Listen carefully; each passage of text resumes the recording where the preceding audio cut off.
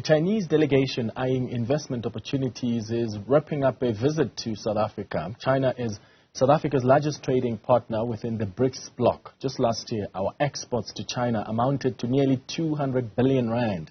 This visit was facilitated by the National African Federation Chamber of Commerce and Industry. One of the aims of this visit is also for a skills exchange program. For more on this, we're joined by NAFCOC's Gay Mokoena. Thank you so much for making time for us, Gay. What did the Chinese officials come here for, and what's in it for us as South Africa? Thank you, Clement. Thank you for having us on your show. The Chinese delegation was here to look at investment opportunities and trade opportunities. Investment in the sense that they would like to come into the country and invest in some businesses that they can participate on or start their own operations and so forth. And trade in the sense that they are looking at buying certain goods from South Africa, particularly agricultural products, some mineral resources, as well as cosmetics and so forth. Mm-hmm. So it is a mutual relationship where we are looking for a win-win situation. Yeah, and what investment and cooperation opportunities have been presented for the South African business community? And I'm asking that because China is, as I indicated, our biggest trading partner. It is our biggest trading partner, and I suppose being part of the BRICS bloc has allowed South Africa to have a strategic relationship with China, which is the second biggest economy in the world. So maintaining these good relations with the superpower is in our interest. But how do we build that closer relationship between the two countries' business communities? Yes, Clement, you're absolutely correct. China is the second biggest economy, and China is a partner of ours in BRICS.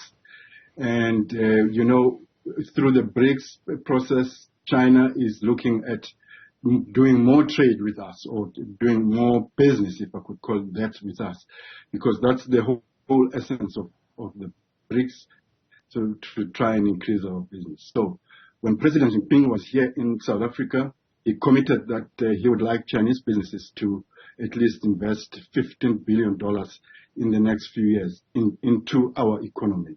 But doing so, China would also be looking at increasing its imports from South Africa, mm-hmm. which is good for us. So, we're in a good space in terms of having, the China and Russia and Brazil and so on in our team, because China and India are also very big economies. We are at an advantage because we're starting at a low base. We can only go up. Yeah.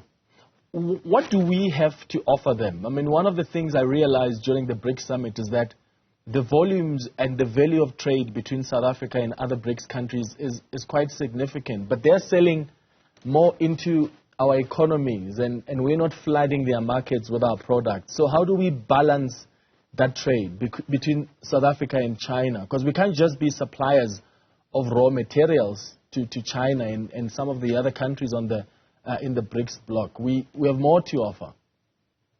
Yes, absolutely. That's the whole point. But to be honest with you, let's accept that it will take a while for us, to grow our economy to the size of China. China's economy is around $20 trillion. Our economy is only $420 billion. So the gap is quite huge. So in terms of trade, it will take us a while. We will import more things from China than we will sell over a period of time. However, to try and make up for that, we are going to ensure that these investments that are coming in, it's not only imports. I was looking at your news bulletin earlier on, Clement, and I saw that there's a bulletin there confirming that we have now imported solar panels from China to the value of about 4 gigawatts in just for this year, from January to June this year.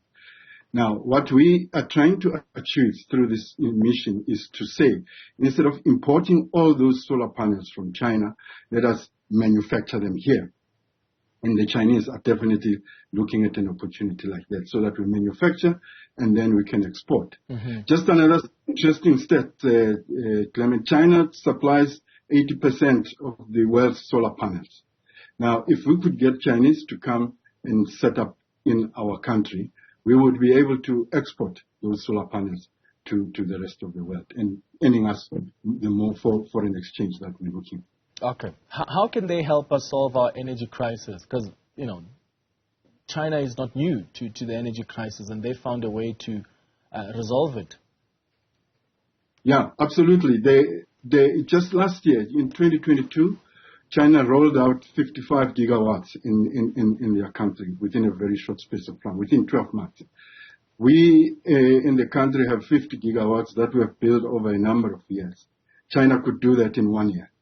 Now, obviously, it's not going to happen like that because it takes a while to set up plants, to set up investments, and to do feasibility studies and so forth.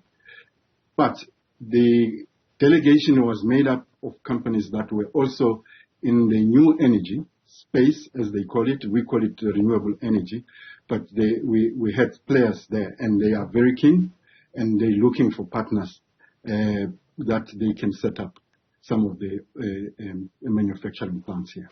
Okay, so now that this meeting has taken place between these Chinese business community members and our business members, what's the next step? The next step is that we have been invited to come to China to look at some of the firms and some of the operations that they have. This should happen in November this year still.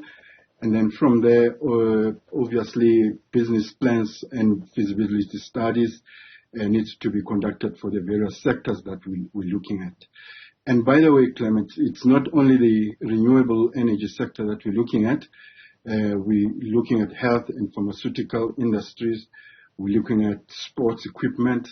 We're looking at, hardware and heavy machinery production, which can only be good for our country.